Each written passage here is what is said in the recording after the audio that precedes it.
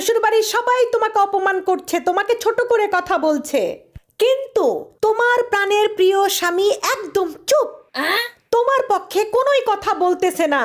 তাহলে শোনো, এত দুঃখী হওয়ার কিছু নাই, ডিপ্রেশনে যাওয়ারও কিছু নাই। তখন তুমি বুঝে নিবা যে তোমার স্বামী চাচ্ছে তুমি নিজে পুরো পরিবারকে সোজা করো। সে চুপ থেকে এটাই প্রমাণ করতে চাচ্ছে যে তুমি লড়তে শেখো।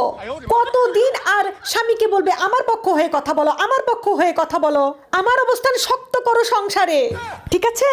সে চায় যে তুমি তোমার লড়াই নিজে কমপ্লিট করো, নিজের অধিকার নিজে বুঝে নাও। বুঝতে পেরেছো? শুধু শুধু আমরা সবাই স্বামীদেরকে ভুল বুঝি।